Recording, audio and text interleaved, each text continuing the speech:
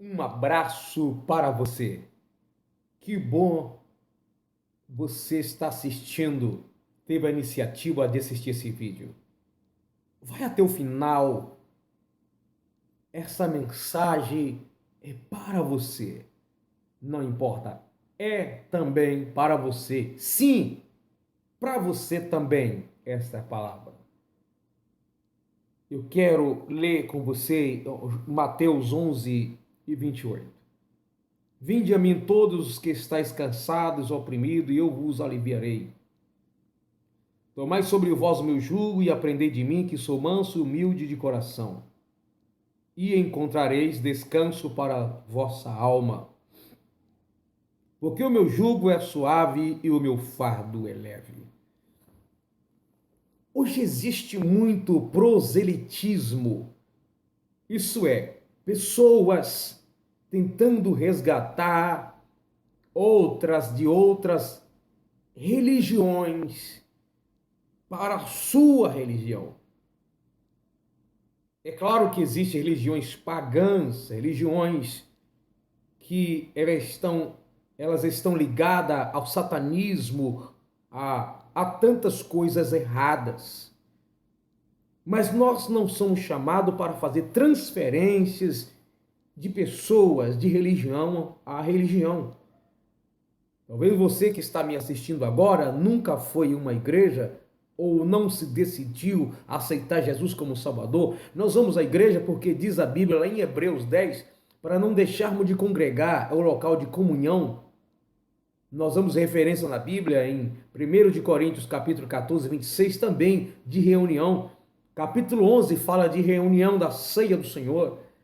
No Antigo Testamento inteiro fala da congregação, fala do templo construído para congregar-se.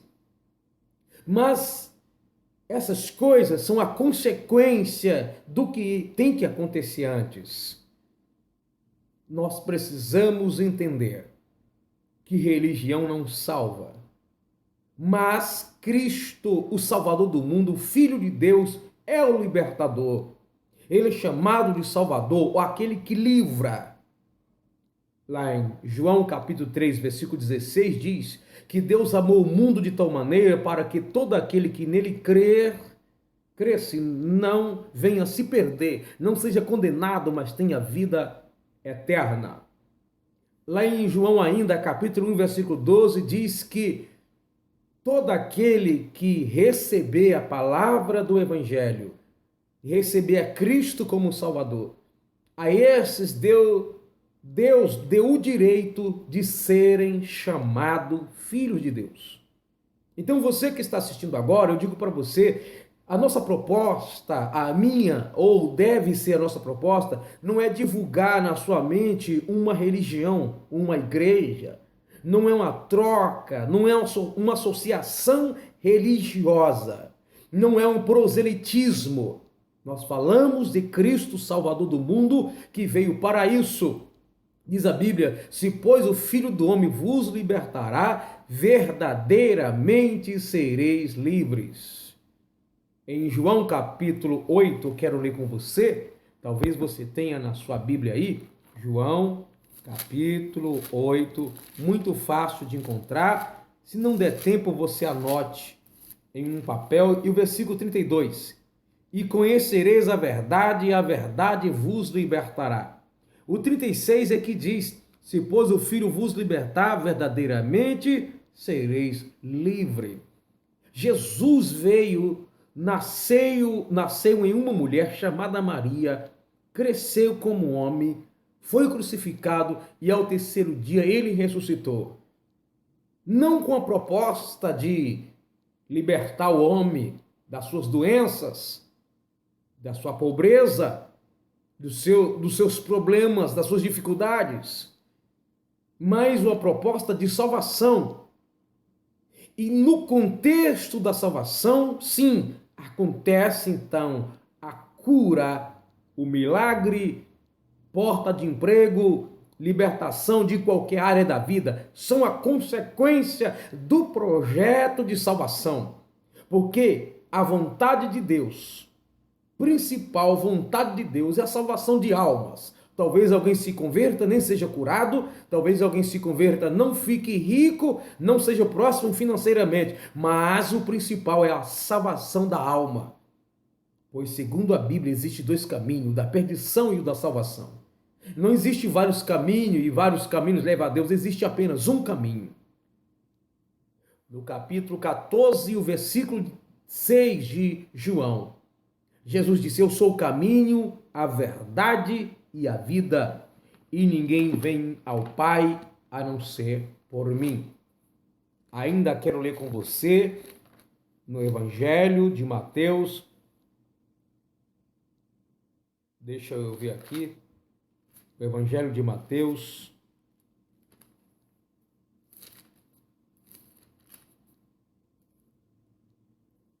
Capítulo 7, versículo 13. Entrai pela porta estreita, porque larga é a porta, espaçoso o caminho, porque conduz à perdição. Muitos são os que entram por ela. A porta larga. Porque a porta estreita é a porta e apertado o caminho que leva à vida. Poucos há que encontrem. Porque Jesus não veio aqui para satisfazer a nossa vontade, mas satisfazer as nossas necessidades. Qual é as nossas necessidades? Ser liberto do pecado, porque através do pecado de Adão, todo homem foi afetado. Toda a natureza humana está afetada pelo pecado. O sacrifício de bode não serviu para salvar o homem, apenas para cobrir os seus pecados, como a simbologia do cordeiro chamado Jesus, que cumpriu toda a simbologia do Antigo Testamento através de cordeiro para a libertação do homem de seus pecados. Por isso que hoje não precisa mais de sacrifício pelos pecados, porque o sacrifício de Cristo é suficiente pelo pecado de toda a humanidade. E o que o homem precisa fazer é decidir aceitar esse sacrifício, não importa a religião que você pertença, Cristo quer te salvar de seus pecados. Não importa a sua ideologia, a sua cultura, se você é rico, se você é pobre, tem muito dinheiro, todos homens é miserável diante de Deus quando não conhece a sua palavra. Todos estão destituídos da graça de Deus e precisa ser alcançado pelo Evangelho. Por isso que Jesus disse, ide por todo mundo, não disse ide por algumas pessoas, mas no começo do cristianismo ele diz, em Marcos capítulo 15, se não falha a memória, ide por todo mundo e pregai o Evangelho a toda criatura. Todo que crê e for batizado será salvo. Quem não crê será condenado. Então a salvação é para todos que crerem no Filho de Deus, todos que aceitarem a palavra de Deus, todos que entenderem, todos que se renderem a Ele. Porque Jesus não veio aqui para fazer a vontade dele, nós também não estamos aqui para fazer a nossa, mas a vontade de Deus. Porque Cristo, o Cordeiro Imaculado, João disse, o Cordeiro de Deus que tira o pecado do mundo. Então você que ainda pertence, está fora, desviado, não é um cristão, não é evangélico, não serve a Deus de verdade, ou serve daquele jeito que não é o que a Bíblia recomenda, essa palavra é para você. Jesus veio para salvar a humanidade. Você pode ser uma prostituta, precisa de salvação.